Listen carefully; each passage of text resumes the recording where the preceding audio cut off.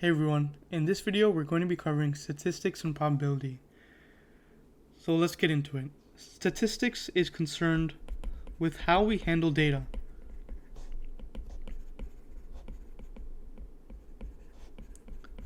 Using different analysis techniques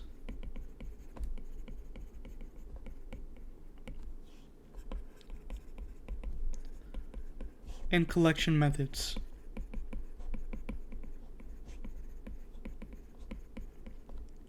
Now, what is probability?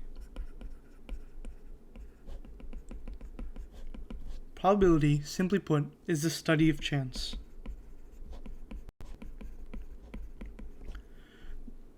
Probability is the measure of how likely an event will occur, or the ratio of desired outcomes to total outcomes.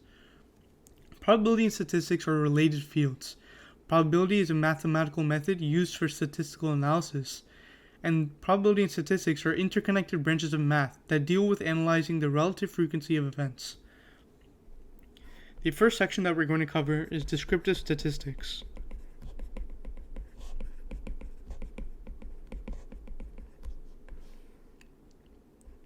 There are a few learning objectives for this section. First, understanding concepts of sample versus population. 2, describing data with measures of central tendency. 3, describing data with measures of dispersion. 4, understanding positive or right versus negative or left skew. 5, interpreting histograms and box plots. And 6, understanding the concept of outliers.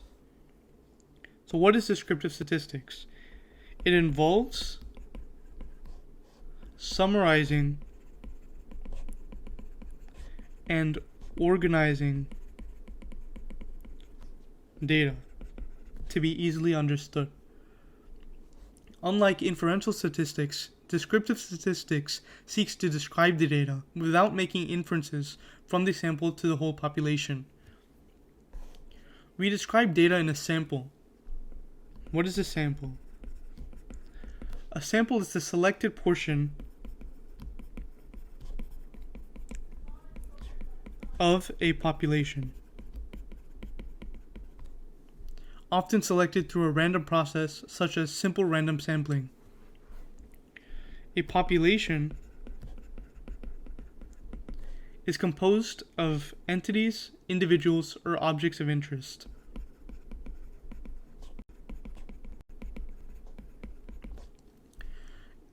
For example, in machine learning, if we had a problem or a challenge that we wanted to tackle, predicting house prices in the United States, the population would be all houses in the United States.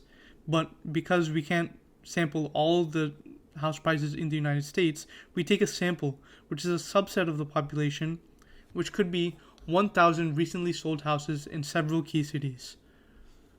Now, data can be either qualitative or quantitative.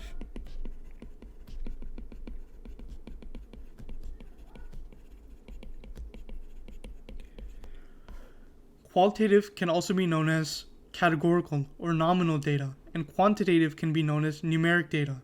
Some examples of qualitative data are gender and nationality, and some examples of quantitative data are height or distance. There's no natural ordering in categorical data or qualitative data, just distinct categories to be placed in. And quantitative data can be either discrete or continuous. Discrete means occurring in steps, as contrasted with continuous, which is any infinite value in a range. An example of discrete could be counts of species occurrence in a plot, and continuous could be height, because there are infinite values of height someone could be in a fixed range.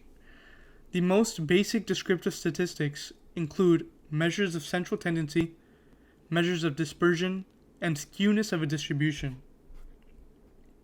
So let's talk about measures of central tendency.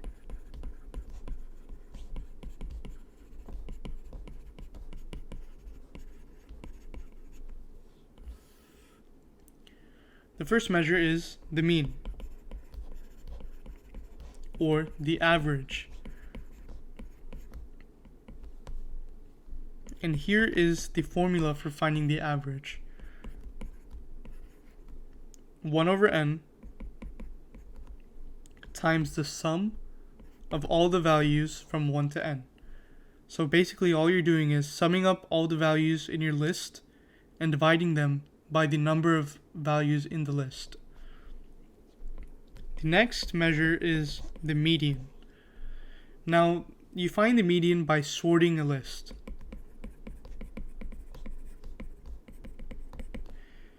And the median is basically the middle value of the list. If you have an odd number of observations, the median would be exactly the middle value. So if you had 1, 2, 3, the median would be 2. But if you had an even number of observations, 1, 2, 3, 4, the median would be halfway between the middle two values. Here it would be 2.5. The next measure is the mode, or the most frequent value. If you had a list 1, 2, 2, 3, the mode would be 2 because it occurs most frequently. Now, let's talk about measures of dispersion.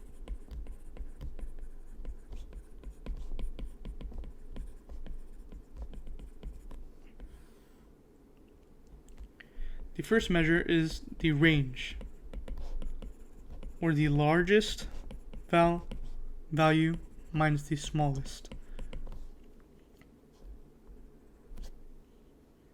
The next is the interquartile range.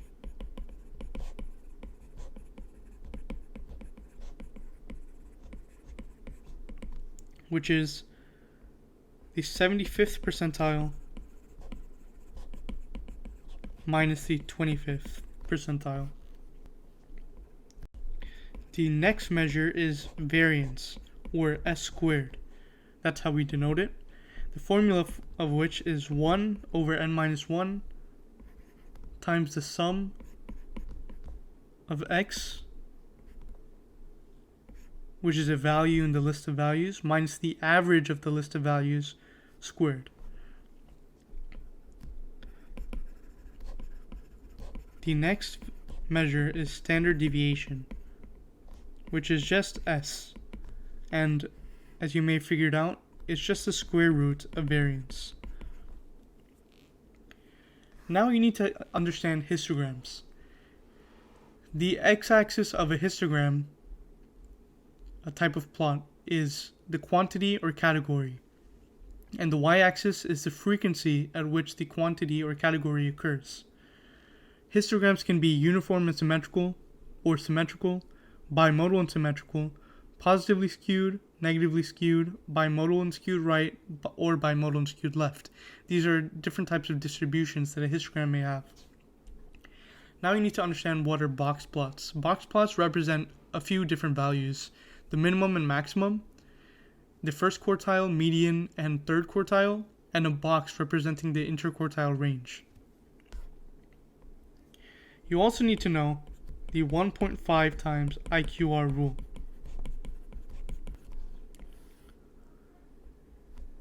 This tells us if a data point is an outlier or not. A data point is an outlier, meaning it significantly differs from the distribution or the representation of values that we have if it's more than 1.5 times the IQR above the third quartile or below the first quartile. Here are a few sample descriptive statistics questions. So go ahead and pause the video and try and figure out the solutions to these, and I'll show you the solutions right now. Here are the solutions to the questions. The next thing that we need to talk about are the probability axioms or rules.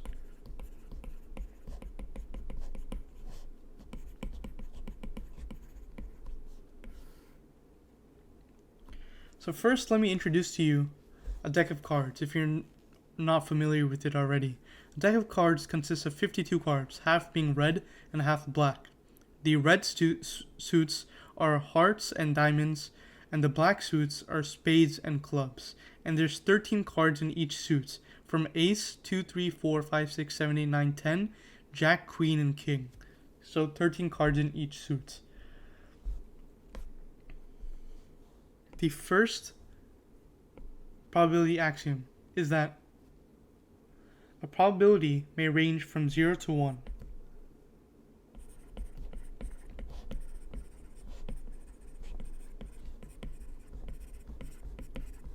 Inclusive, meaning it can be the value 0 and it can be the value 1. 2. The probabilities of all possible outcomes must sum to 1.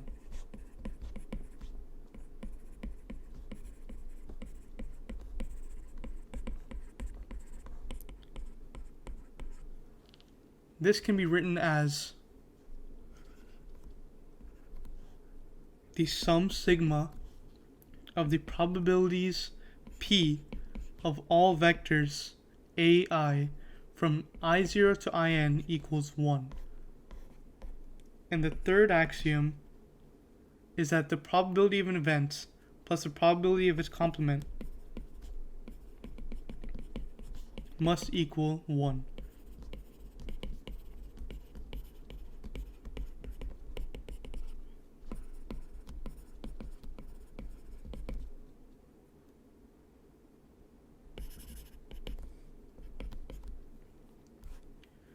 Next, we're going to talk about the probability rules. The first being the addition rule.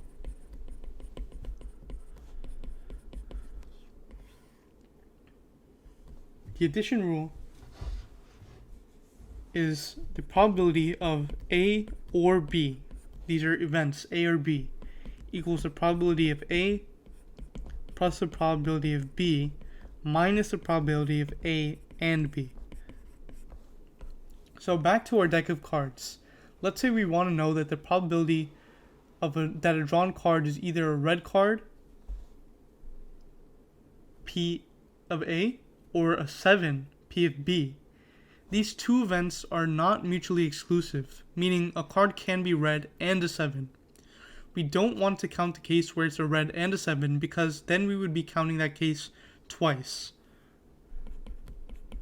So the probability of a card being a red or 7 would be P red plus P7 minus P red and 7, which would be equal to 26 out of 52 because there are 26 red cards. There are 4 7 cards, one for each suit, minus the probability of it being red and a 7 being hearts or diamonds, so 2 out of 52, which equals 28 out of 52, which is simply 7 over 13. The next rule is the multiplication rule.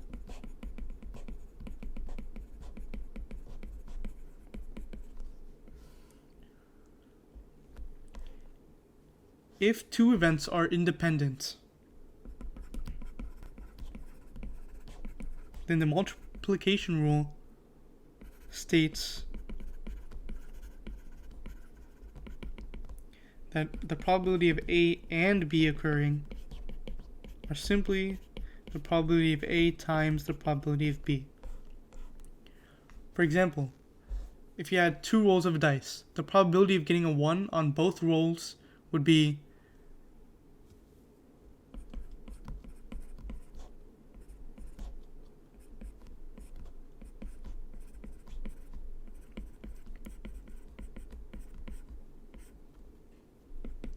equal to the probability of 1 getting a 1 on roll 1 times the probability of getting a 1 on roll 2. And we know that the probability of getting a 1 on the first roll is 1 over 6. And the probability of getting a 1 on the second roll is also 1 over 6. Meaning that the probability of getting a 1 on roll 1 and roll 2 is 1 over 36. The next law that you need to know is the law of large numbers.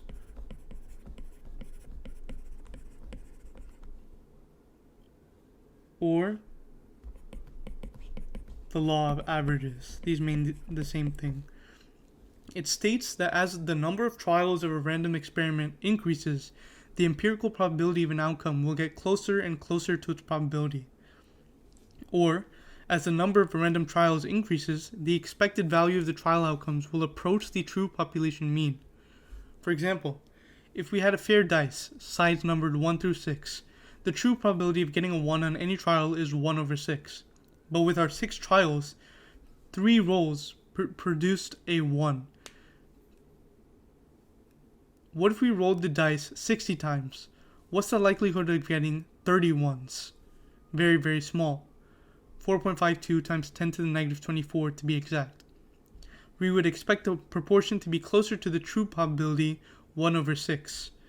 With 600 rolls, even closer to the true probability, 1 over 6. So as the number of trials increases,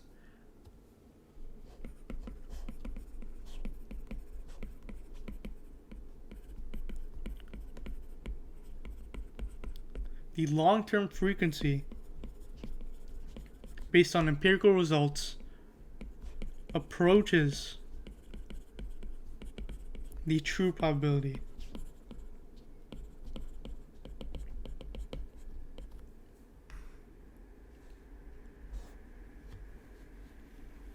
Here's a practice problem.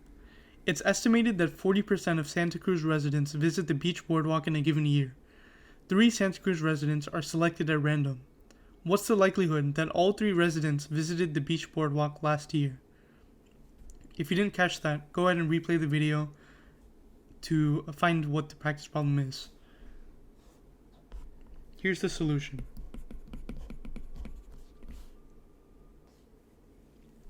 The probability that all 3 residents visited the beach boardwalk last year is probability of A and B and C, which is PA times PB, PC. So A, B, and C are each the events that 3 residents, the probabilities that 3 residents visited the beach boardwalk last year. So it'd be 0.4 because 40% of Santa Cruz residents visit the beach boardwalk in a given year.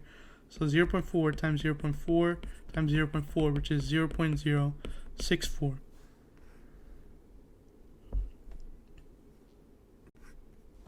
The next thing we're going to talk about is continuous probability distribution.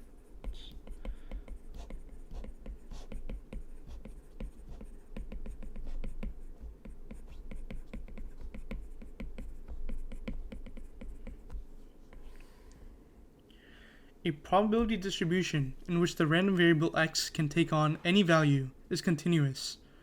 Meaning, since there are an infinite values that x could assume in a probability distribution, the probability of x taking on any one specific value is 0.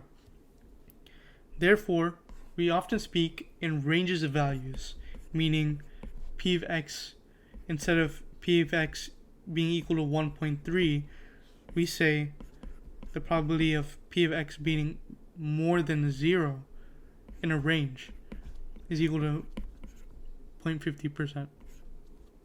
50%. The normal distribution is one example of a continuous distribution. The probability that x falls between 2 values equals the integral or the area under the curve from a to b. This is known as a probability density function.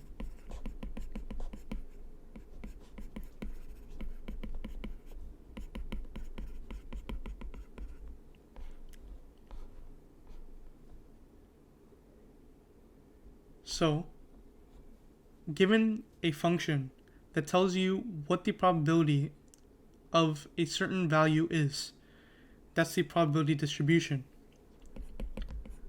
The probability that x falls between 2 values equals the integral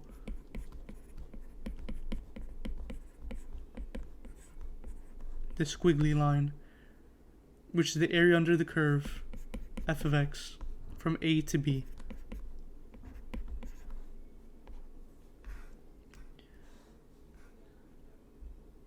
Which has to be more than or equal to 0. A probability distribution represents all possible outcomes of a random process and the probability associated with each outcomes. Probability distributions can be discrete or continuous. Discrete meaning, again, distinct or separate outcomes, for example, number of children, or continuous, a continuum of outcomes such as height. The probability density function, of which the probability has to be always positive, and the total area under the curve from negative infinity to infinity is 1. Now let's talk about the normal probability distribution, a specific type of probability distribution. It's a fundamental continuous distribution representing a family of distributions with differing means and standard deviations. The exact probabilities for outcomes cannot be calculated, so instead probabilities are calculated for ranges of outcomes. The normal probability distribution is symmetric and centered on the mean, as well as median and mode, and nearly all values fall within plus or minus 3 standard deviations of the mean, which is 99.7% of values. Approximately 68% of values are within plus or minus 1 standard deviation, and 95% of values are within plus or minus 2 standard deviations. This is known as the 3 sigma rule, or the 68, 95, 99.7 rule. The normal probability distribution function is f of x is equal to 1 over the standard deviation times the square root of 2 pi times e to the power of x minus mu, the mean, over 2 times the standard deviation squared. The normal probability distribution has a mean of 0 and a standard deviation of 1. The x values of the standard normal probability distribution are called z-scores, and we can calculate probabilities using a normal distribution table, otherwise known as a z-table. In the tables, the probabilities are areas to the left of the z-score. To find areas to the right, you subtract values in the table from 1. Using this table, we can calculate the probability of z being between -1 and 1. First, we look up the probability that z is less than -1.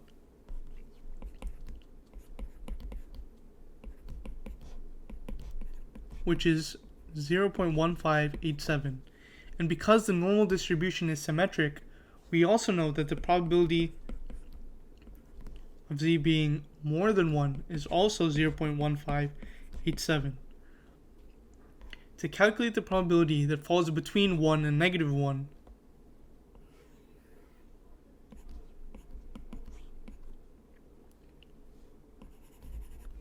if this is 0.1587 and this is 0.1587, all we have to do is 1 minus 2 times 0.1587 to get this area in between,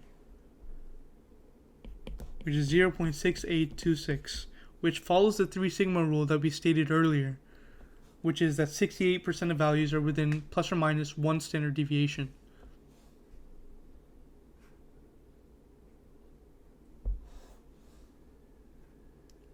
Any point x from a normal distribution can be converted to the standard normal distribution z with the formula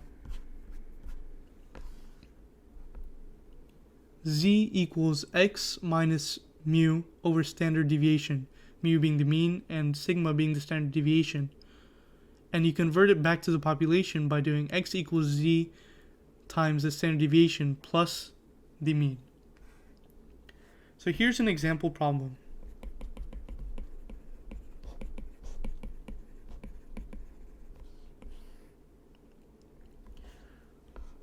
We want to determine the probability that a randomly selected blue crab has a weight greater than 1 kg. And based on previous research, we know that the distribution of weights in kilograms of adult blue crabs is normally distributed with a population mean of 0.8 kilograms and a standard deviation of 0.3 kilograms.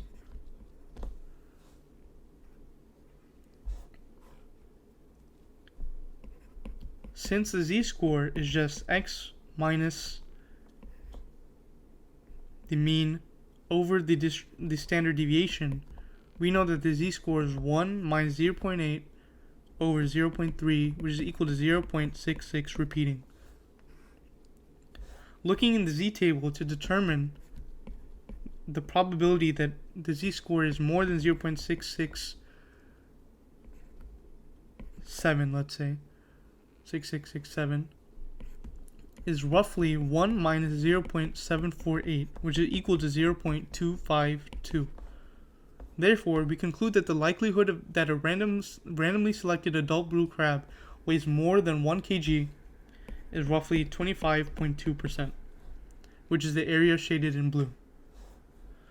Continuous probability distributions other than normal probability distributions, or NPDs, do exist but are not covered in this video. The next topic that we're going to cover is the discrete probability distributions.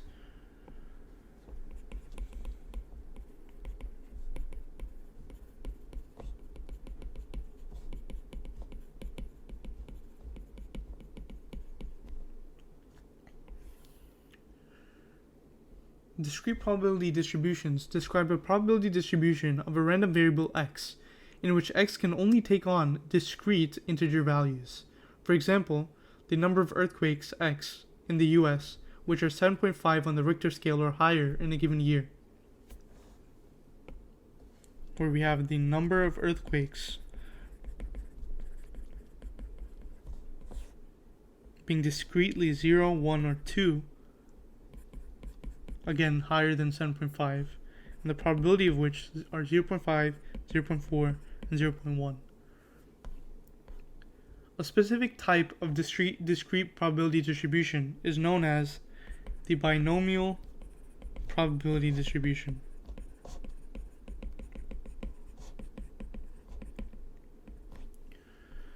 With the discrete binomial distribution, we can calculate the probability of outcomes of a set of binary independent events.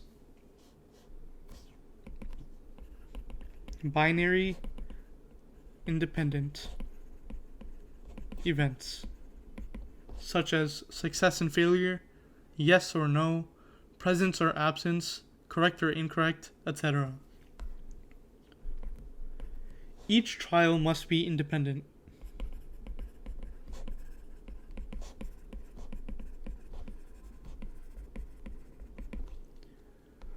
The probability of success must remain constant across all trials.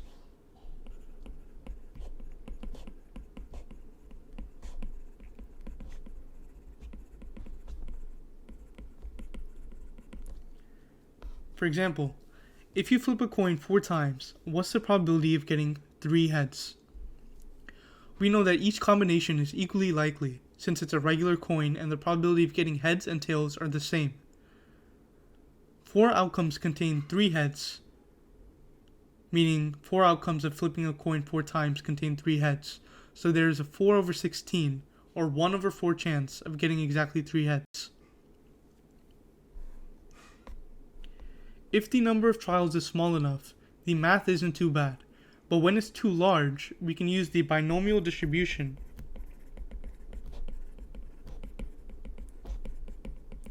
to solve the problem. With a fixed number of observations or trials, let's call this n for the fixed number, the outcome is either success let's call this K, or failure. Again, it has to be a binary set of events, either success or failure. The probability of success, P, has to be constant across all observations. The formula for the binomial distribution is the probability of K successes in n trials are equal to n choose K. This is how we write n choose K. And I'll explain what n choose K means in a bit and the formula for it, times P to the power of K times 1 minus P to the power of n minus K. N choose K is equal to n factorial over K factorial times n minus K factorial, for K being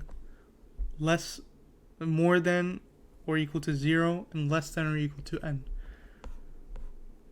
The binomial coefficient is what we call n choose K. And this calculates the number of possible ways of getting the result of interest out of all possible combinations. For example, if you took a 10-question multiple choice test, each question has 4 choices.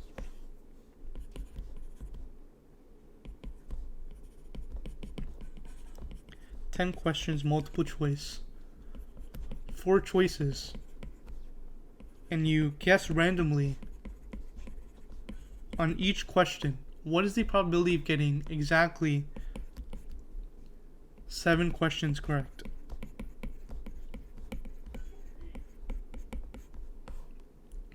So the probability of K successes in n trials is again n choose K times P to the power of K times 1 minus P to the power of n minus K. Probability of 7 of 10 correct would be equal to 10 choose 7 times 0.25 to the power of 7 times 1 minus 0.25, since 0.25 is the probability of getting it correct with a random guess, to the power of 10 minus 7. This is 10 factorial over 7 factorial times 3 factorial, since 10 minus 7 is 3.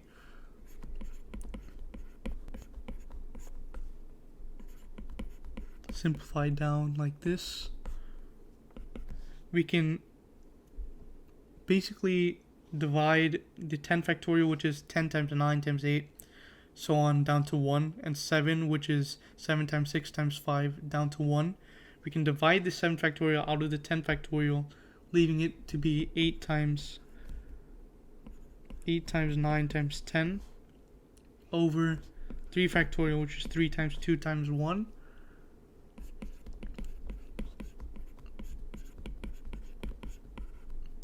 And this would be equal to 0.0031. So that's the chances of getting 7 of 10 correct with all random guesses.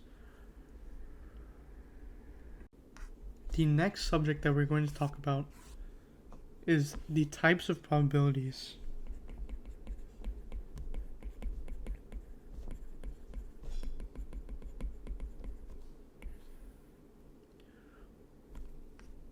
Probabilities can be either marginal, joint, or conditional.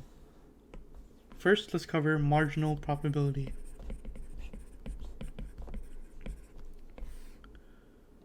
Marginal probability is just the probability of an event occurring, P of A. It may be thought of as an unconditional probability, meaning it's not conditioned on another event. For example, the probability that a card drawn is red is 0.5, and the probability that a card drawn is a 4 is 1 over 13.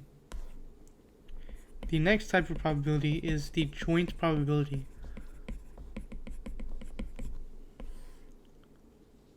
or P, A, and B. The probability of A and B occurring.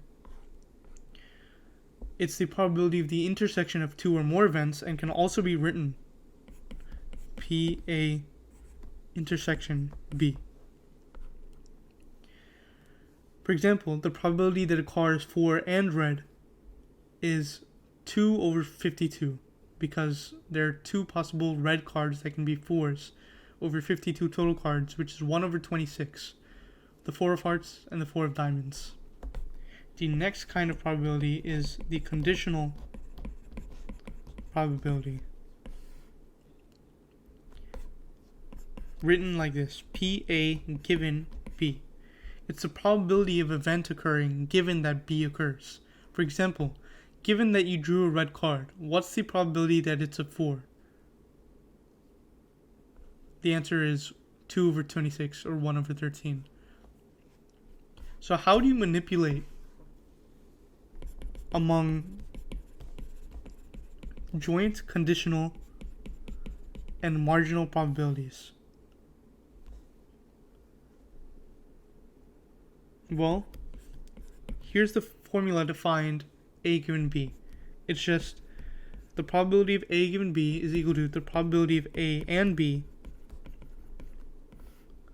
over the probability of B. The conditional probability of a 4 given a red card, as I said before, is 2 over 26 or 1 over 13. It should be equal to the joint probability of red and 4, which is 1 over 26, divided by the marginal probability of being red, which is 1 over 2. It works, since 1 over 13 is equal to 1 over 26 divided by 1 over 2.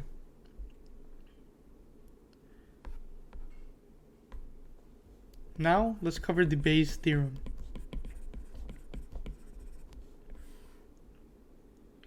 The Bayes theorem is an equation that allows us to manipulate conditional probabilities.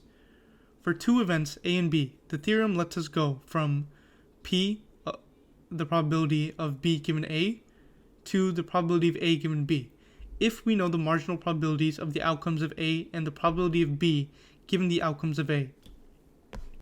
The theorem for two events with two possible outcomes, A and not A, otherwise written as A with a line over it,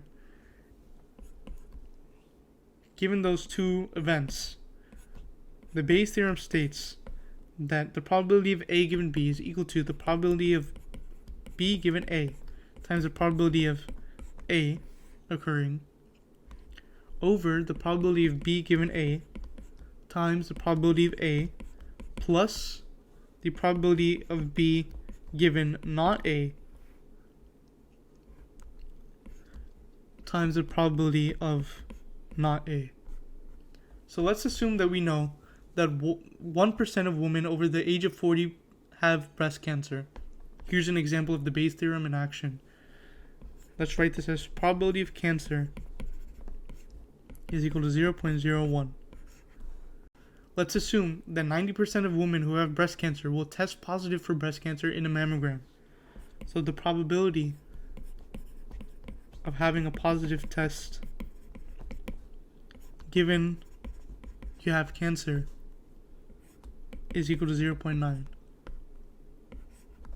meaning it successfully finds breast cancer only 90% of the time.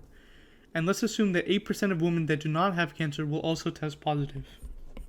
So the probability of a positive test when you don't have cancer, false positives, is 0.08. What is the probability that a woman has cancer if she tests positive? So taking the Bayes theorem that we have here, let's go ahead and paste it here for reference.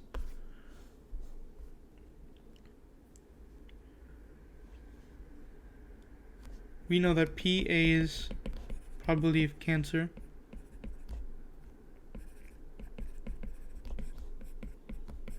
Probability of B is positive test. What is the probability of A given B? Well, the probability of having breast cancer, given a positive test,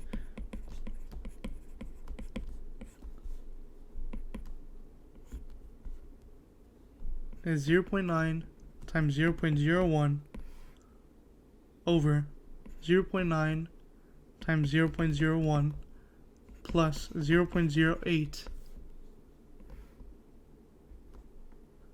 times 0.99.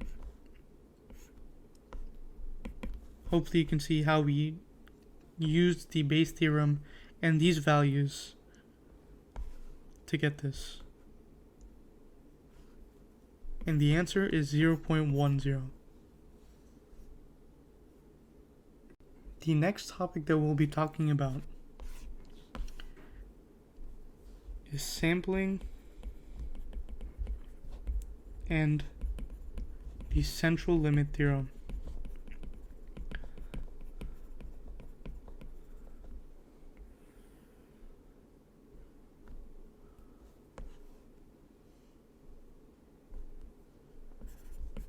Why and how?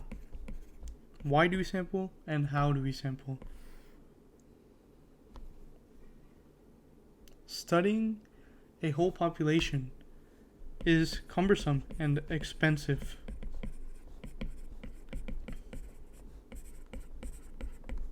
It's expensive to study populations. The math of statistics allows us to take a sample of the population and make inferences to the population.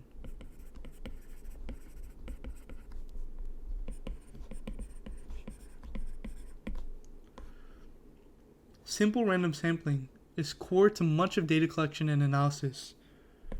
In SRS, each individual or object in a population has an equal probability of being selected into the sample.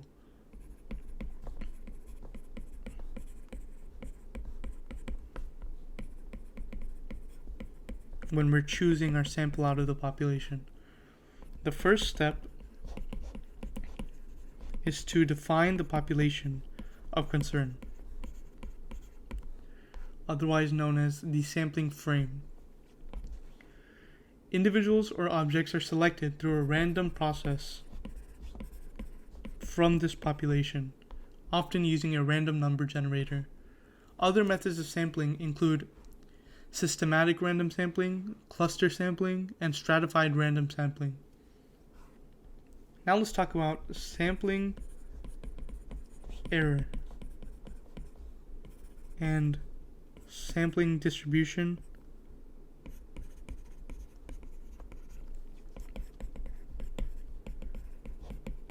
of the sample mean.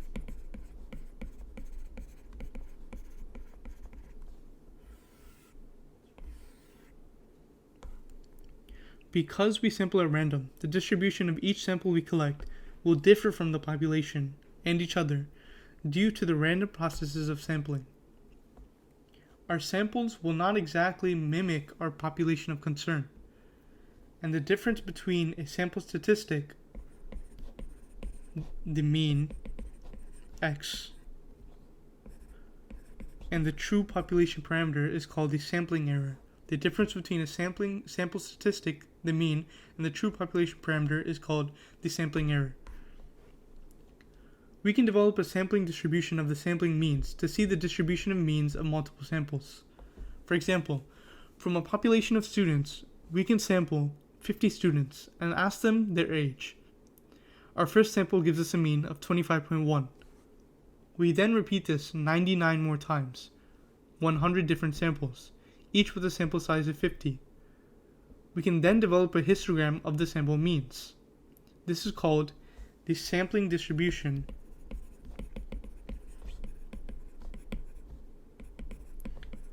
of the sample means, of the sample mean. We could expect the distribution of sample means to be less dispersed than the distribution of the ages of all students in the population. As the sample size increases, the distribution of the means will approach the normal distribution. With the large sample size, the sample means are normally distributed with the mean of mu, written like this, and the standard deviation of sigma over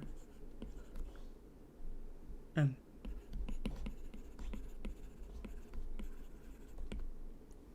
The standard deviation of the sample means is called the standard error of the mean.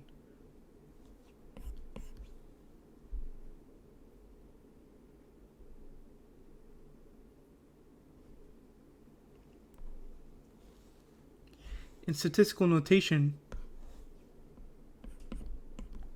we say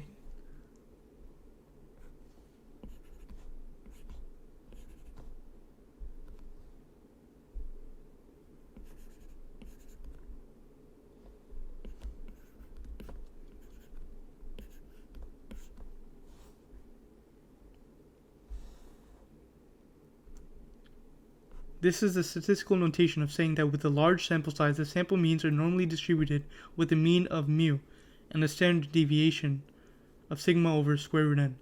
The standard deviation of the sample means is called the standard error of the mean. A little mistake. This is not the standard deviation, this is actually the standard error. Little error there. So the standard error versus the standard distribution. Sorry, the standard deviation. What is the difference between the standard error and the standard deviation? The standard deviation is the typical deviation from the average.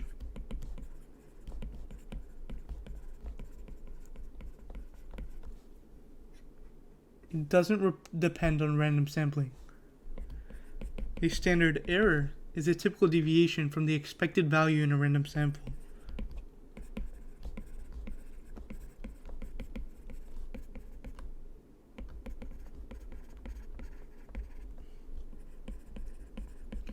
So the standard error results from random sampling. Now let's talk about the central limit theorem.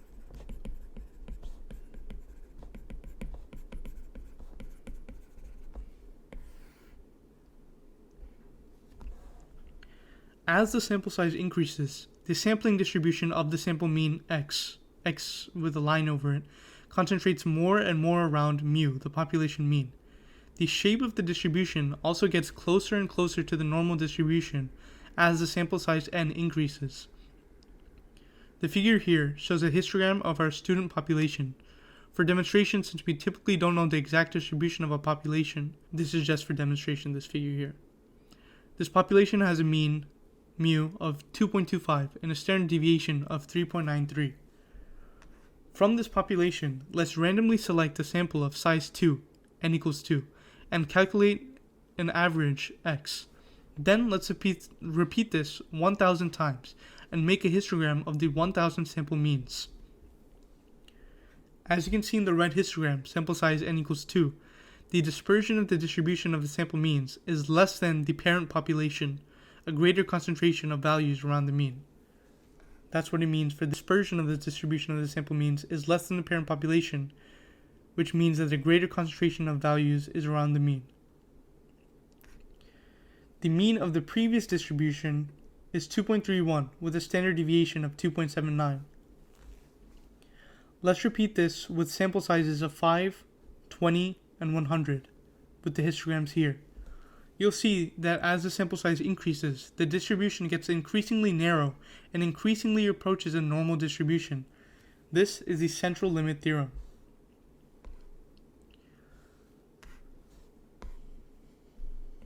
Next, let's talk about calculating z-scores.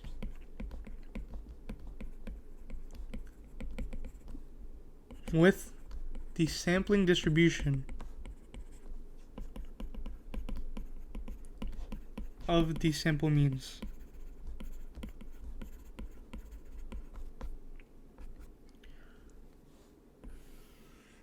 So how do we calculate the z-score? In this scenario, z is equal to the average minus the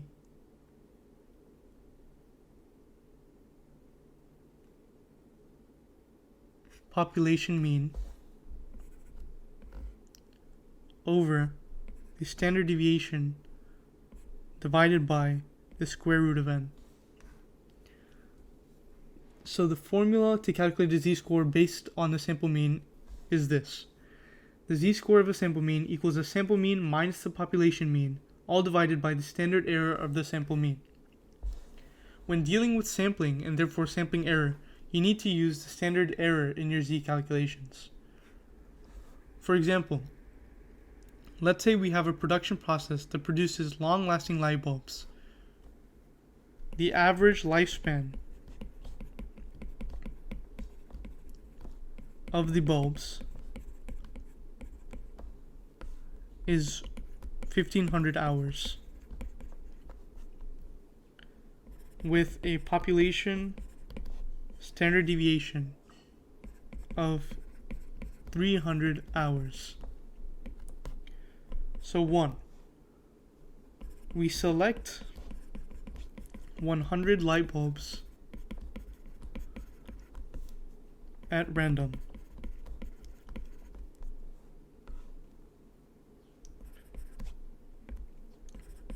What's the standard deviation of the sample means? Question 2. What's the probability that one bulb selected at random will last longer than 1800 hours? And 3. What is the probability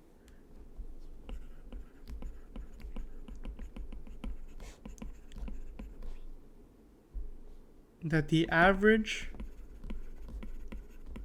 of 100 randomly selected bulbs is greater than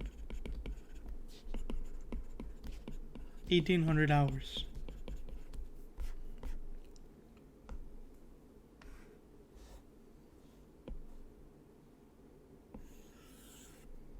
Let's move this over here so we have more space.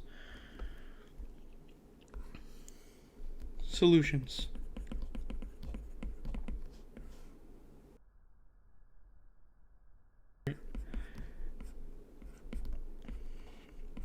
So the standard deviation of the sample means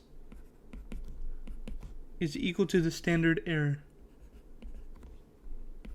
which is equal to 300 over the square root of 100, which is 30 hours.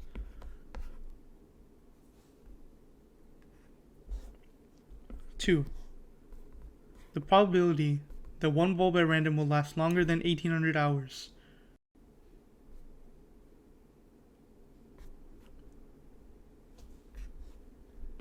is given with the z-score formula.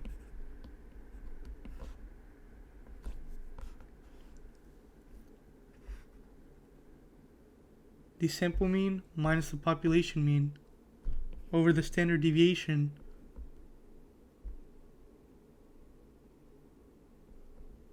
since we are interested in just one bulb, not an average. We're not taking the standard error, we're just taking the standard deviation, a population standard deviation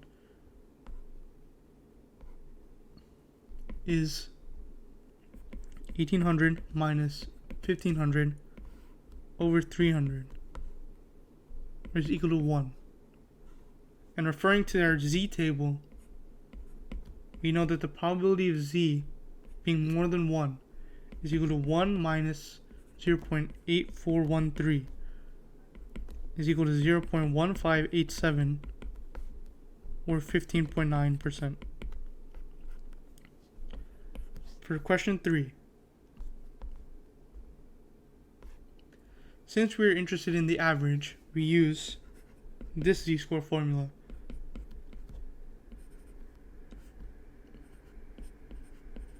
Over the standard error. This is equal to 1800 minus 1500 over 300 over the square root of 100. This gives us 300 over 30, which is 10. And the probability that z is more than 10 is practically 0.